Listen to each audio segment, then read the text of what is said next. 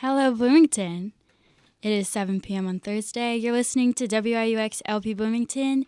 This is Growing Pains, the show where we do a lot of stuff, including interviewing people, and that's exactly what we're doing today. I'm joined in the studio by the one, the only, Westhead. Woo! Two people applause. Yeah. Wish we had a laugh track right now or something. Welcome. Thank you. Thanks so much for being here. Of course. We are here. You recently, in the past couple of months, released an album. Mm-hmm. We're going to talk through it. Cool. But I first give the people at home who might not know who you are, introduce yourself. Who are you? All right. My name is Max DeFrisco. I make music under the name Westhead. Westhead's like an indie folk project. Try to be super collaborative. I've made a lot of connections with a lot of different musicians over the past 10 years of my life, and I've with the two big projects I've put out under the Westhead name, I've really tried to put as many of those friends and musicians as I could on my stuff, while preserving kind of the ideas that I have in the first place and my visions that I have. It's a collaborative indie folk project, and for the first time over the past few months, we've had a live band here in Bloomington that I've put together with some great talented musicians and friends of mine. That's the lowdown. That's awesome. Well, if you wouldn't mind telling us, we'll jump right into the music so that people know what they're getting. Awesome. But before we do, can you tell us a little bit about the origin of Westhead and when you started making music under the name? So I was in a lot of bands, well, not a lot, a few bands going through high school. Shout out to Johnny Catland and Idioglossia, two very out there names, they kind of weird names, but great bands with a lot of good friends of mine. And I was... learned so much about songwriting as a member of both of those bands and writing with the songwriting partners I had in those groups. And I went to school in North Carolina for a year in Asheville. And I, for the first time, didn't really have collaborators. And was also happening to have just a huge rush of new influences, even though, I would still cite most of my influences as being the ones I had growing up in high school and stuff, but just a huge wave of inspiration living in the Blue Ridge Mountains, and I knew I felt that I needed to be doing stuff on my own, and I shouldn't just wait to get another band together. Yeah. So I did crazy amounts of demoing in my dorm room my first freshman year, and it just so happened that the day my first single came out as Westhead was the day that quarantine was put into motion, essentially. Wow. Okay. Yeah. So this is, as much as I might not want to admit it, it started as a quarantine project. Yeah. I wasn't expecting that at all. I was living in Asheville, expecting to put a band together and be gigging around Asheville. Yeah. And throughout quarantine, after my first two singles came out, I started working on my first EP, Friend of Mine. Most of that was started when quarantine was fully in effect. Right. I really wasn't seeing anybody. So it was a lot of work on my own. And then as soon as I kind of started seeing people, a few people again, me and my friend Ben Kramer, a great drummer and engineer, a friend of mine, started really putting the pieces together of my first EP. That came out in February of 2021, and then as soon as that was done, I was I started demoing for the album, and I was okay, this new album is gonna be super simple and not take me too long, and then it took a year. So on that note, I think that's probably a good summary of what Westhead has been. But we could get into it, I guess. Okay, yeah, we'll just play the first song. This is Caroline, Oh Caroline. It is. We'll talk about it after. Cool. But to those of you at home, enjoy.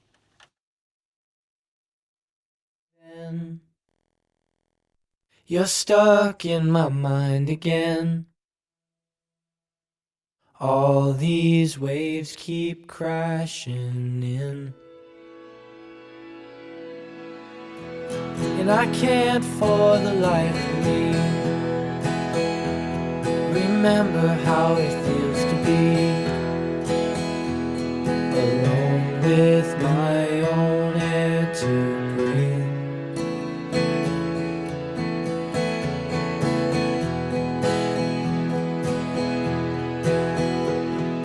Caroline, oh Caroline,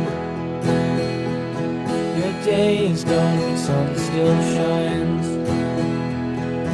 Peace of mind will come in time. I stopped to think of who you were. You don't remember much, I'm sure. Moving on seems so absurd.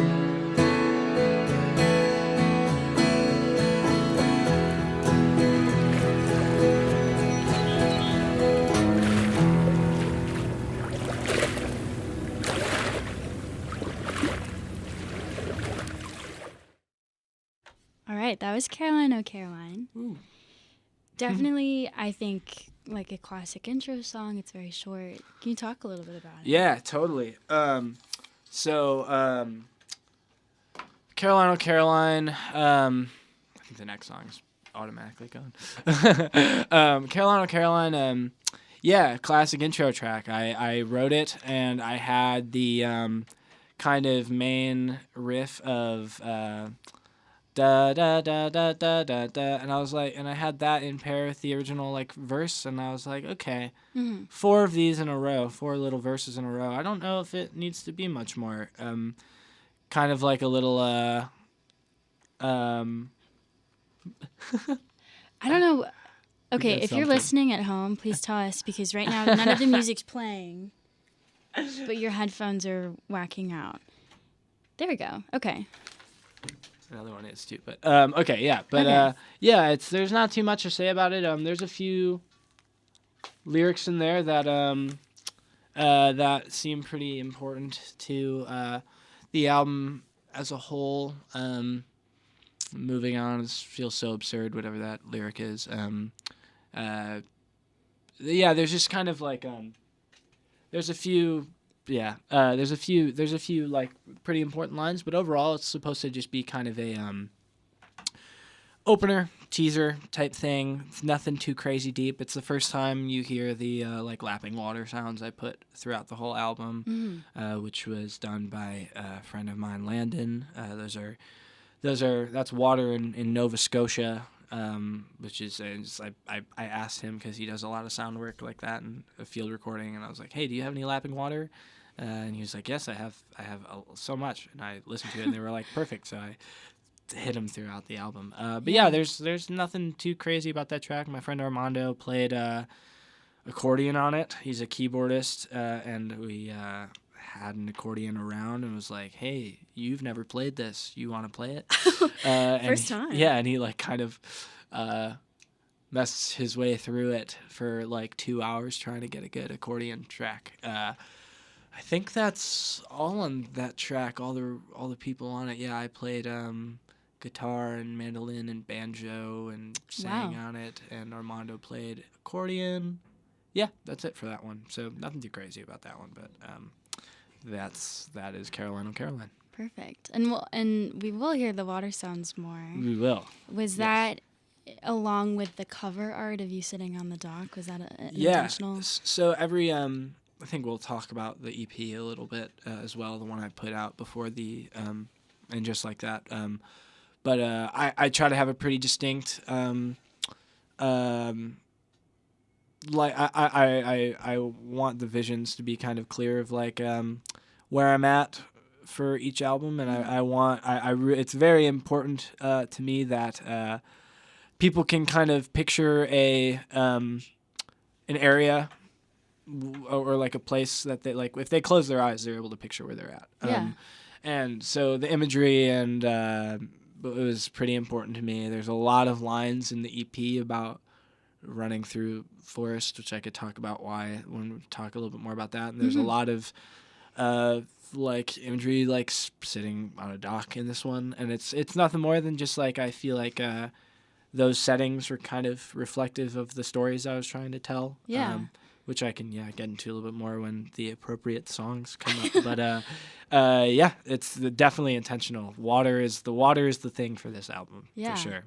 Well, we will talk about it, but it definitely sounds like you've grown up around nature and it plays a big part in your... Yeah, I was actually a really sheltered kid, but I kind of like have this like very romanticized like idea of different parts of nature, and it's probably a big part of that is because I listened to so much folk music, starting in like middle school and high school, and like so like nature imagery and lyricism from like a lot of my favorite bands and groups is just like huge deal, huge part of it. So like I felt just now when I started really getting into lyric writing, it was never like cheesy little love songs like a lot of people might start doing. It was kind of just like getting lost in the trees or whatever type of thing that I wasn't doing, because I don't climb, I don't do it. That's not me. I do love nature. I love it now. I love that. I loved living in the mountains when I did. But yeah, it was not necessarily from like being around it all the time. It was just kind of like something, again, like very romanticized view of things, and I think also great for like metaphors and stuff. So, yeah. But yeah, that's kind of the idea behind that. That's awesome. Well, we'll hit the next song, which is title track, and just like that. Hopefully, it hasn't played yet, so we can go ahead. We're doing good now. We're doing good. Yeah, you can listen. Of course, you can listen. You're gonna listen to "And Just Like That" from Westhead.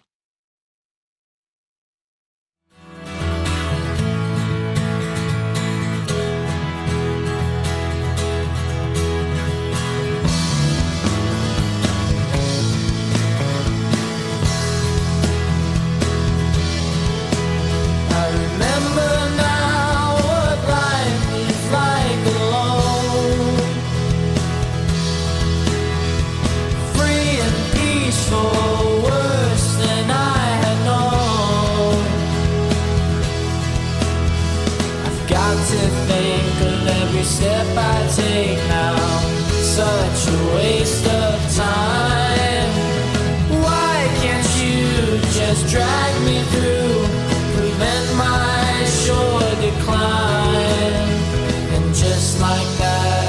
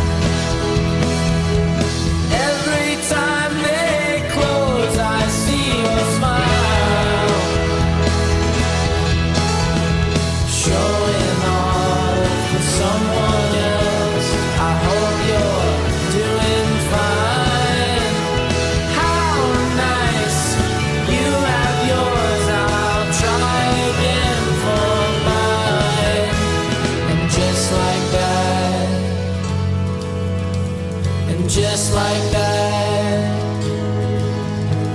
and just like that, I'm fine.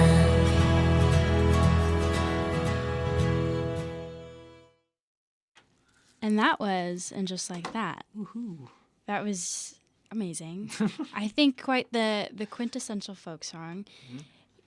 Give your credit where... Yeah. Tell me about it. That was, yes. I mean, that was my friend Ben on drums, my my friend Stosh, amazing musician on viola on that song, and an old teacher of mine, Michael Brooks, on piano for that. Wow. And mixed by my friend Jimmy Diskin. That's the only song on the album not mixed by me, but that's because it was just giving me, it was a thorn in my side for months. I couldn't get it right, so I trusted Jimmy, and I said, hey, just do this for me, please. So Jimmy mixed that one. And yeah, it's the title track. Something about my workflow is I'm like really into like single phrases or like just like groups of words that stick with me. So as soon as I finished my last EP, I kind of knew that and just like that was the name. I wrote it in my notes app like immediately after the EP was done, and I didn't know what it meant, and I didn't have that line, and just like that, I'm fine. That was not the words "I'm fine" at the end of the song, like what and just like that leads to like the big realization moment, whatever. Yeah. Was the last lyric I wrote for the whole album.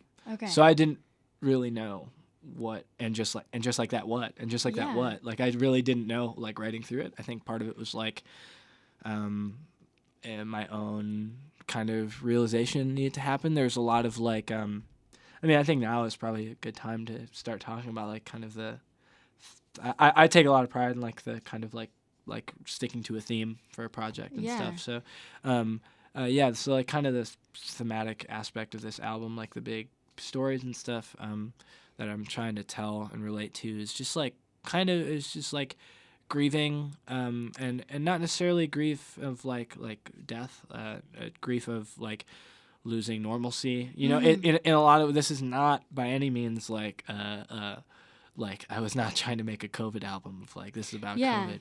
But naturally, obviously, we were all like artists like feeling the effect of that.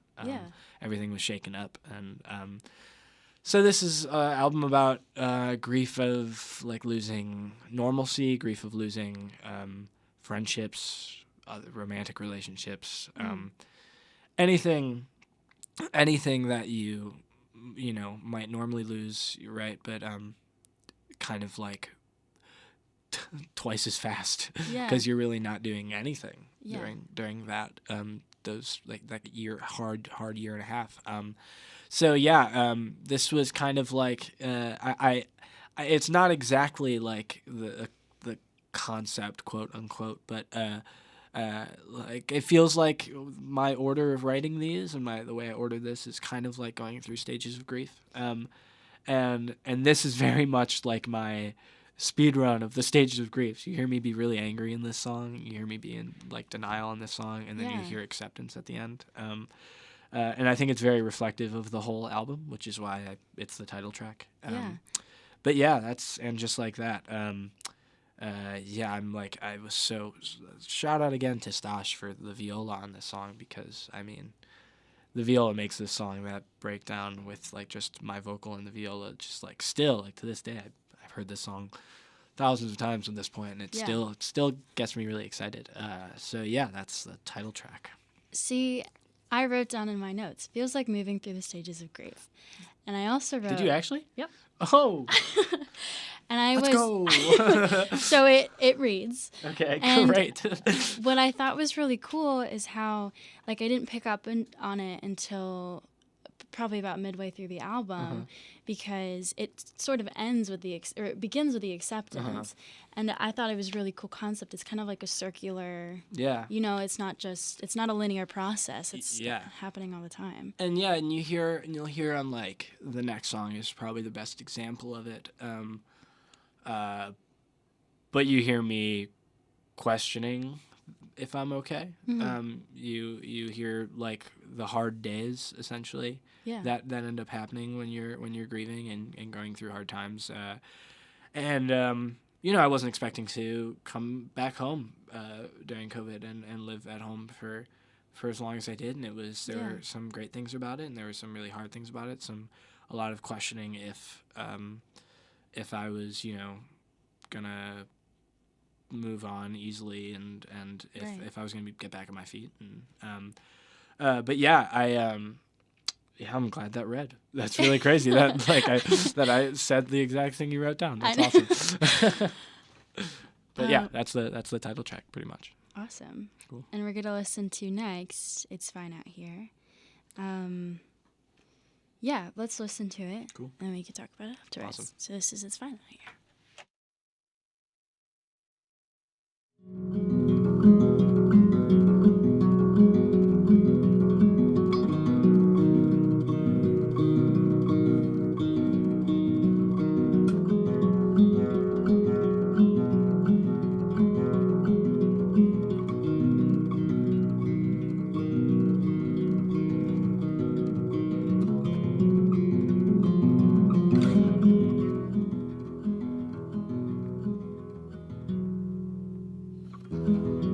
I'm 4 weeks in.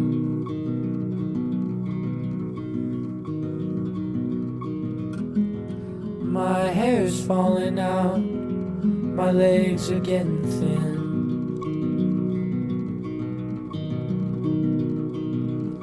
Would I be okay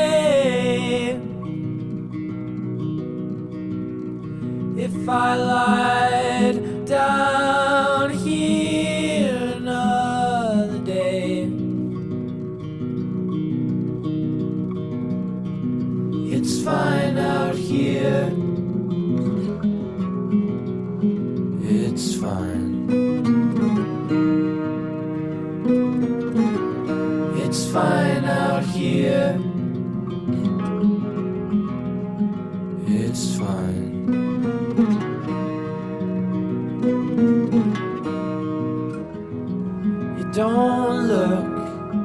You don't look at me the same.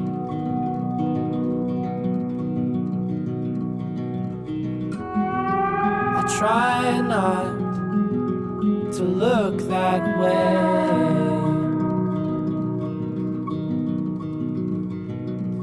What a time to be alive, when I always wanna die. All I ever wanna do is go back. All I ever wanna do is go back.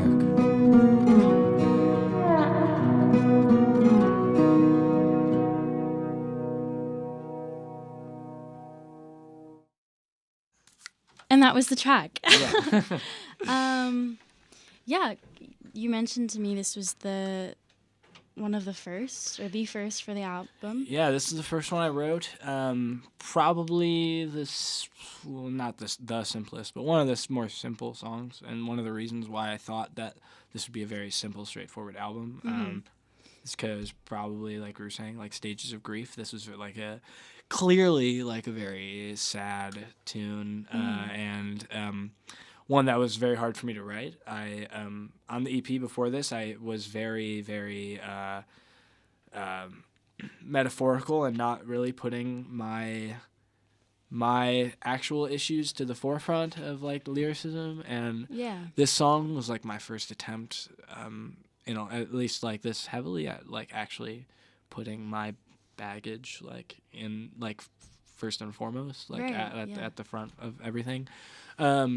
So yeah, this was a really hard one to write, and I put this out as a single like months and months before the album came out, knowing it was going to be on the album, but I kind of just wanted to like make sure it was okay that I could put out something as personal and hard to listen to as that one. And it did get me okay with it. I was starting to feel better about putting out this type of song after the single came out, and it got such great reception. It's like one of my most streamed ones, which is like, I wanted to try kind of get onto that, like a lot of people love sad indie folk. A lot of people love just like a acoustic guitar and a vocal, and I felt like what I wanted to say in the song. It made a lot of sense to just do a acoustic guitar and a vocal and a lap steel guitar, and that was Richard Raymond on lap steel for that one. Yeah, I mean, there's not too much to say about it. It's sad. It's a very sad song. A lot of like it's hard waking up type lyrics on that one. But yeah, I mean, anyway, yeah, no, that one's not very simple. Another super simple one. I think there's kind of a pattern on this album of like taking turns between super simple and like in your face lyrics, and then like abstract lyrics, but a very complicated song. Or like more complicated song, I should say. So yeah, that one's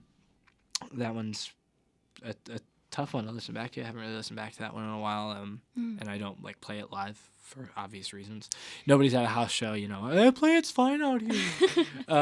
It'd be really funny if somebody does that, but that's not a challenge. To anybody listening, don't do that to me while I'm playing. I probably won't play it. But yeah, that's It's Fine Out Here. Awesome. So, and I feel like this next song is moving along on the same train of emotion. Yeah. This is In Another Life. Enjoy.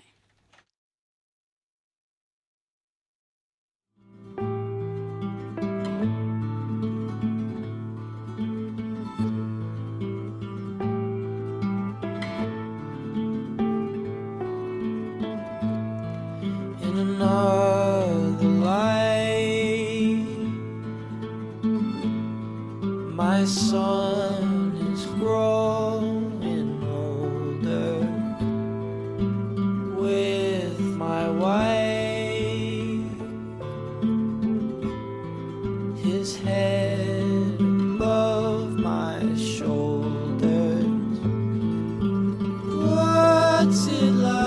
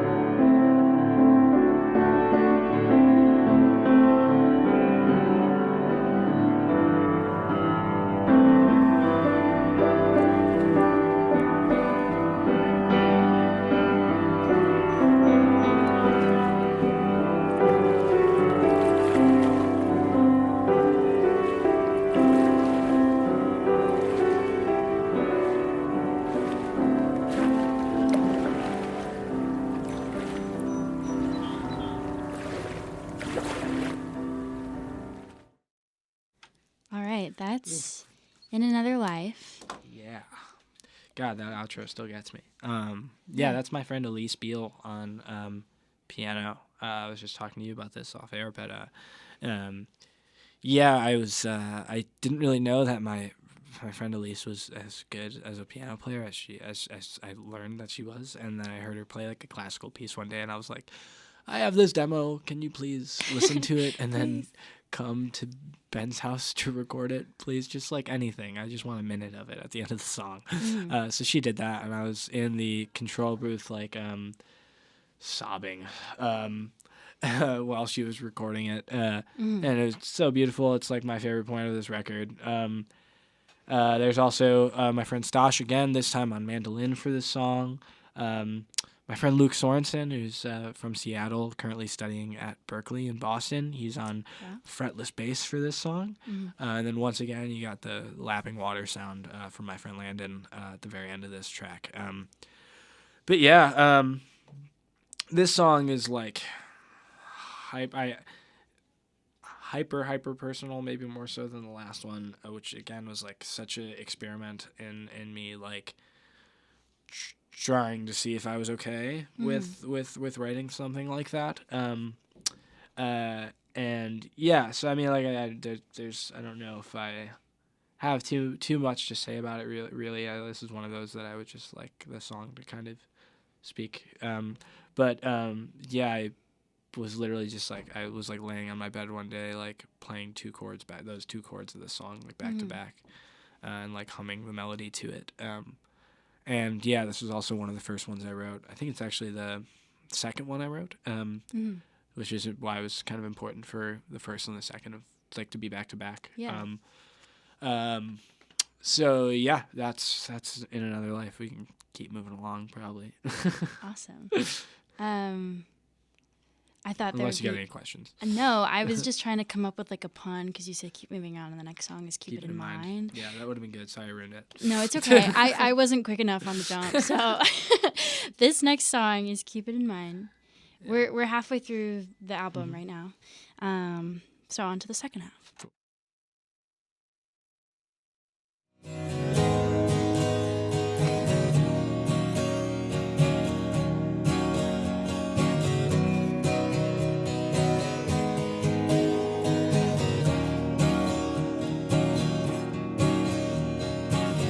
Some sort of silence fills the room.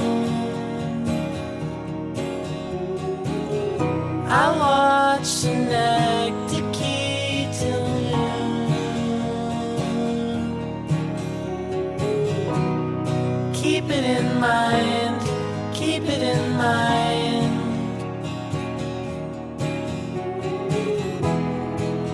Someday you won't be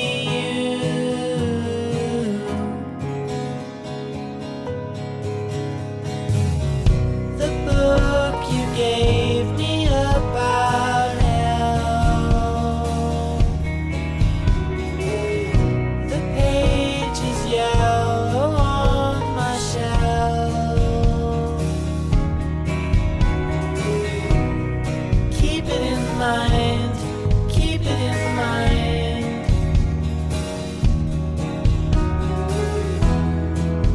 Someday I'll trust myself.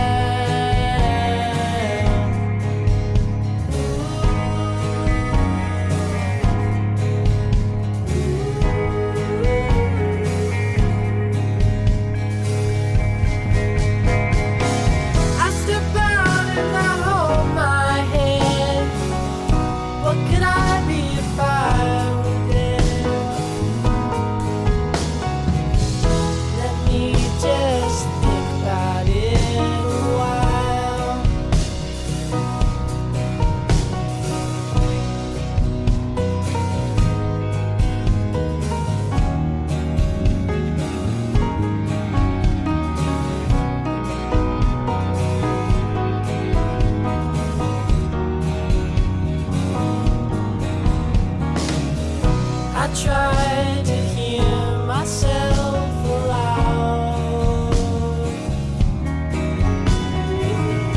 I tried to yell, but there's no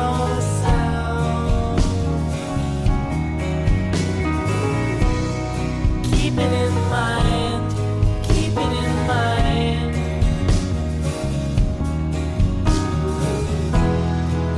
Someday I'll come around.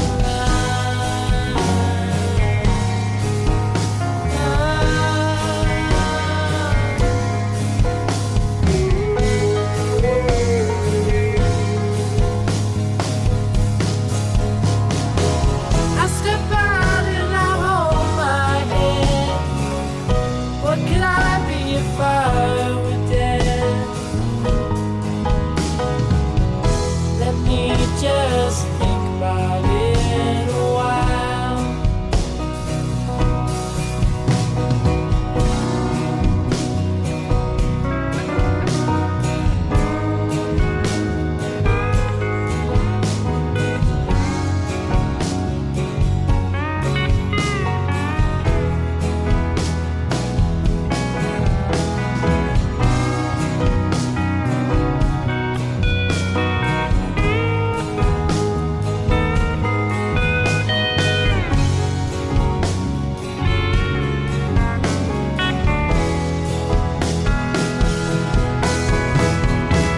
I step out and I hold my head.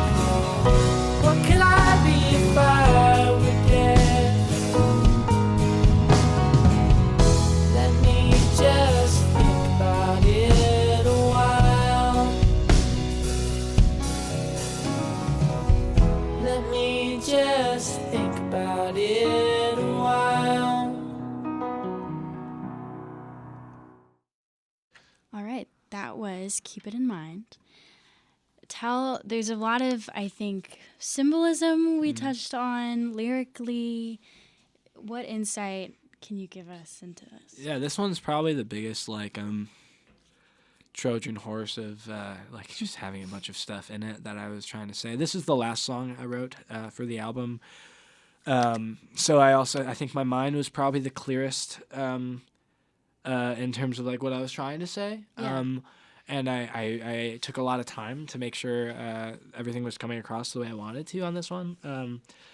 But yeah, I mean, the opening lines of the song are about watching the movie Synecdoche, New York, which I did on like a particularly hard night. I decided to watch like one of the most like notoriously like sad movies like ever, and it was like a really hard watch. And it's like the movie's all about like nobody, like everybody is going through the everybody goes through the exact same thing if you're going by just the fact that we are born and we die, which is like, you know, which is, there's a whole lot of sadness in that and also a whole lot of like comfort in that, right? Yeah. So I wanted to get that point across, kind of like someday I won't be myself, but in a way, even if you don't know what happens after you're gone, like somebody else is going to be you to a certain extent. Like everybody is each other in that way. So like, yeah, kind of like big ideas that I was like, you know, getting from just some books I was reading anyway, but also with the movie. So I was like, yeah, I was trying to find ways to put that into words that felt comfortable. Yeah, there's a lot of like, I mean, like me talking about death on this song, but it's kind of not really like what I am trying to say. Like, Yeah. I'm not talking about dying. I'm talking about like the the fact that it's something like we have in common, not necessarily like the action of it. Yeah. So yeah, that's part of this song. Again, yeah, just like so this album is so sad. Like I was just like, I mean, which is I was expecting, but yeah, I don't know. What were you gonna say? Well, it is, Yeah. but not necessarily a bad thing. And Yeah. I feel like in 2 songs from now, and All of Us, you kind of touch a little bit more on that Yeah, community totally. grieving. Totally. So, but there's a song in between. Yeah. Really quick, just before we move on. Yeah. Jack Kelsey played electric guitar on that. G Pissarro, great friend of mine, former bandmate of mine. Also, Jack was also a former bandmate of mine, but G played bass. My friend Tim Brozowski from Asheville, who is known under the name Computer Science. That is his band. And played piano on that. And Alex Turner from Trefoil, Bloomington band, played lap steel on that. And then Ben Kramer once again played drums. There's I got a whole group on that one. Group effort. But yeah, that's the personnel for that track. Awesome. So next up we got Little Things. It's a little song. Little song. Short and sweet.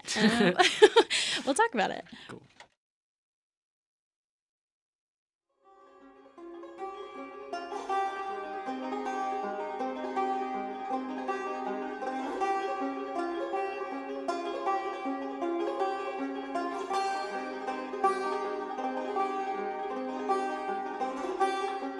What could I have done for Judy?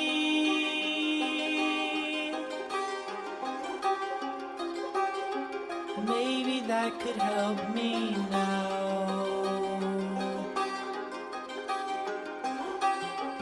What could I have done for Nikki? What could I have done for Nikki? Little things help me out. And how do you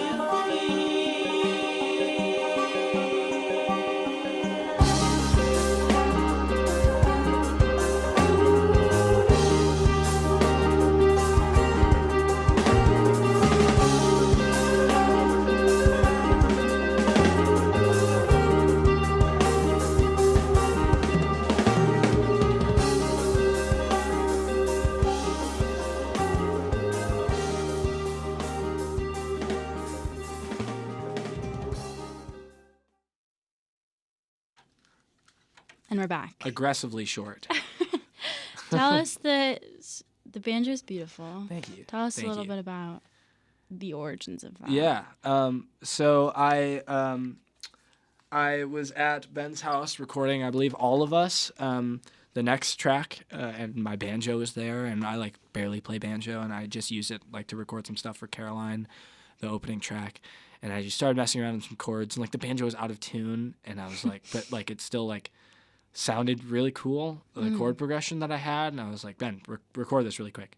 So I sat and I recorded a minute and a half of banjo, and Ben was like, do you want to do anything with that right now? And I was like, no, let me sit on it. And then I went home and I like did everything for that song, other than the mandolin and drums. And then mandolin, like a week later, my friend Stosh again played mandolin on that. And then Ben Pepler, great friend of mine, amazing drummer, did the drums for that. I just knew when like I was picturing that like beat drop in my head. Essentially, it's weird to say beat drop on any of these songs, but Ben Pepler was like the drummer for that, and he absolutely kills that song. But this song is about some folk musicians who a very common thing for like 70s folk music is a lot of them just were gone too soon. And I wanted to kind of just, even if it was like a little tribute track, I wanted to mention Judy Sill and Nick Drake, which I do on this song. What could I have done for Judy and what could I have done for Nikki? Yeah, because they're like two huge inspirations to me. I'm putting out an alternate extended version of the song in a bit. Awesome. It will be on streaming, but there's an extra verse talking about Jim Sullivan, another folk musician, and what could I have done for Jimmy, another, But this is kind of like my little tribute to overlooked and like unsung folk musicians from the 70s, which is like, but it's also like a little interlude. Yeah, that's Little Things. That's Little Things. Next up, we've got, we're 2 tracks away from the end. Second to last, we've got All of Us. So enjoy.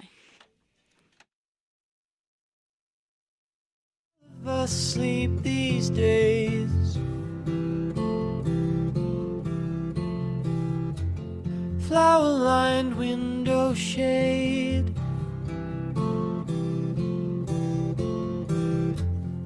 all of us take our place.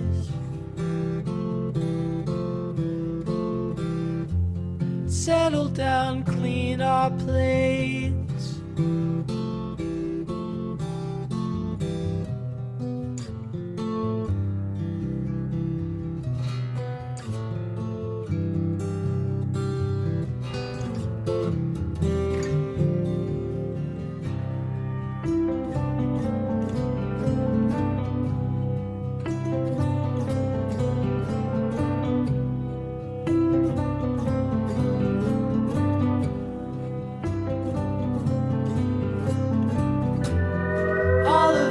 Walking slow,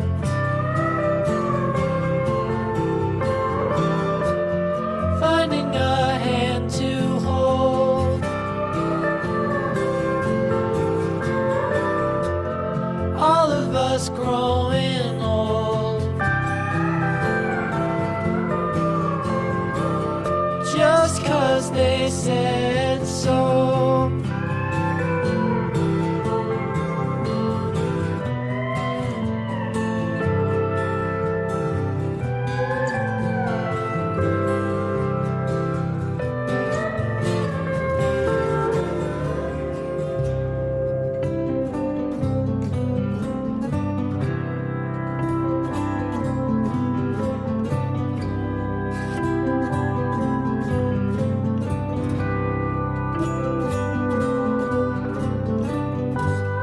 Throwing it all away, throwing it all away, throwing it all away, throwing it all away.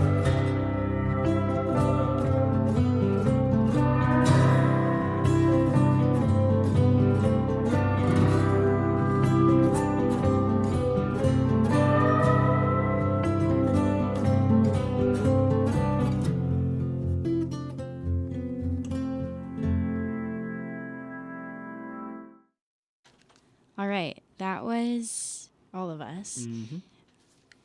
What's to know about that song? Another thing, I think you mentioned this as well. This is another like, kind of like comfort in having the same experience as other people. Very similar to what I was saying. I keep it in mind. All of us sleep these days is the opening line of this song, and that was another like kind of like quasi quarantine shout out because I know like so many friends of mine are just like our routines for weeks at a time were like, all right, we'll wake up and we'll stay up for a little while and then we'll take a nap and then we'll talk over like Discord or something or in like a group FaceTime. Then we'll probably go to sleep again, and then like there's a lot of like resting. And you know, like, so I felt very appropriate for a song called All of Us. That like I like the line "All of us sleep these days," and flower-lined window shade is just like kind of, you know, waking up and seeing window shade next to you with like patterns on it, whatever. But like, yeah, it's another like kind of like I wrote this one right when I started seeing people again, pretty much.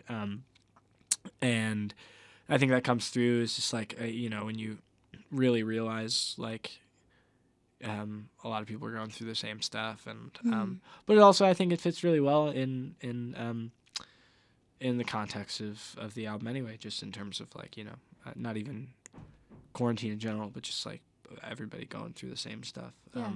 Which another big theme of this album is everybody at the end of the day is probably going through much similar things than you think. So and this was me on vocals, acoustic, and piano, and then amazing pedal steel player Will Lausen played on this one as well, who I got connected through a mutual friend. But yeah, that was All of Us. Another super simple, super straightforward track, but yeah. Can you talk a little bit, I mean, you've named a lot of people over the course of this show who've helped out. People from home and new people from IU. Yeah. What was that like? Like, what was it like coming to Indiana and meeting these people and getting their help? And yeah, what was that? I mean, I've been lucky enough to be in like wildly supportive musical settings for the past 10 years of my life. I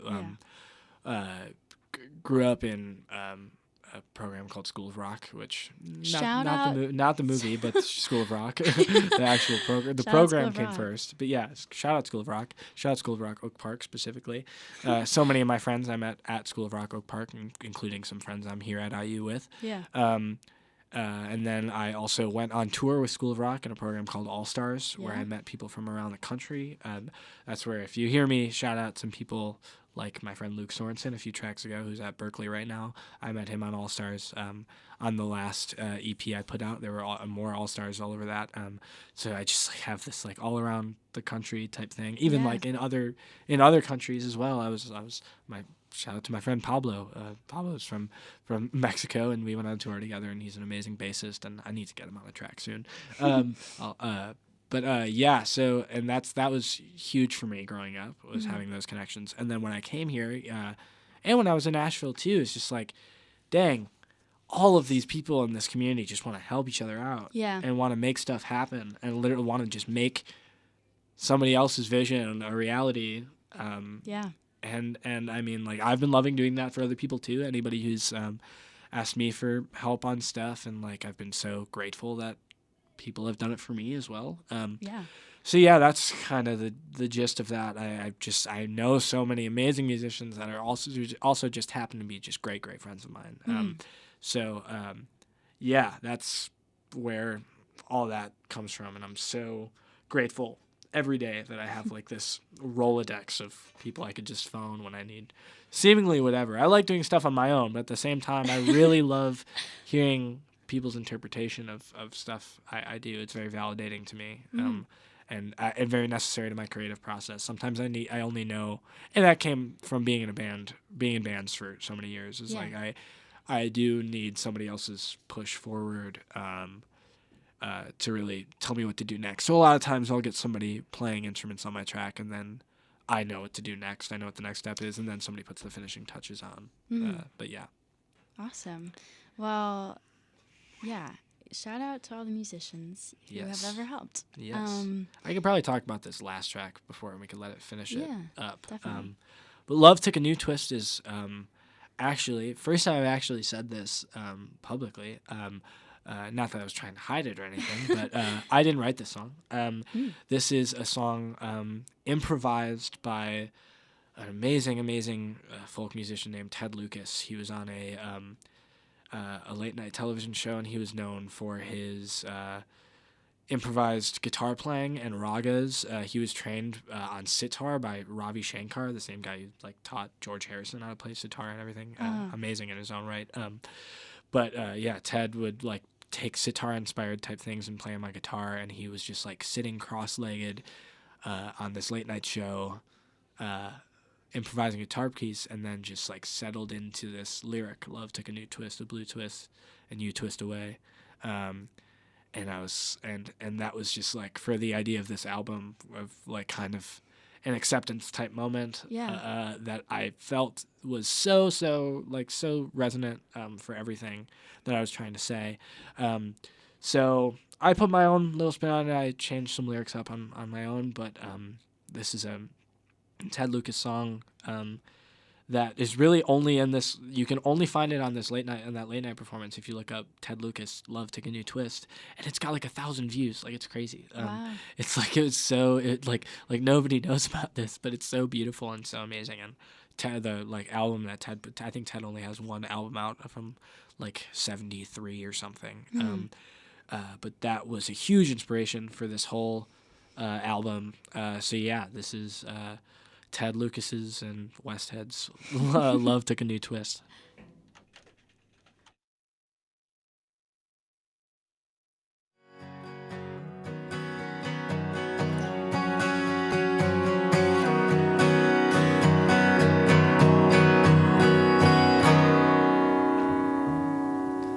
Love took a new twist, a blue twist, and you twist away.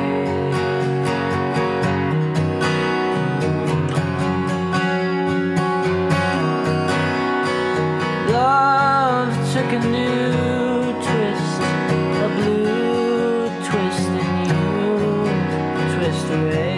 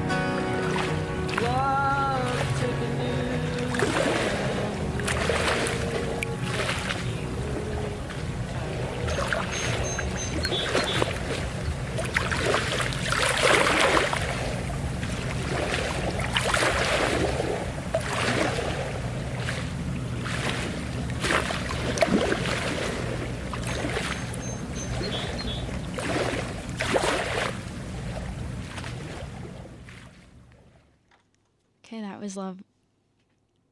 Took a new twist. There we go. Lost my words for a second. Thank you so much, Max, for coming on the show. Thank you for having me. It's been such a pleasure. I really, really appreciate you asking me to come on. Of course. To those of you out there, you can find all of this and more, all the music you've heard under Westhead, out on all streaming platforms. Everywhere. Ready for consumption. Be on the lookout for a new EP is in the works. Yeah. Uh-huh. He's doing shows around Bloomington. All the time. So check out the Instagram is Westhead Music. Is it? Yeah, at Westhead Music on Instagram. Yeah. I think that's like the only social media I have at this point. I don't really like Twitter. I don't really like Facebook. I don't like TikTok. I'll probably be on there at some point. But yeah, for right now, Instagram, Westhead Music. Anything else you want to plug, promote? I got a show tomorrow at the Blockhouse. Show up. Show up. Cool. Thank you so much. Yes, thank you. Have a good night. This is Growing Pains, and you'll see me next week. Thank you. Goodbye.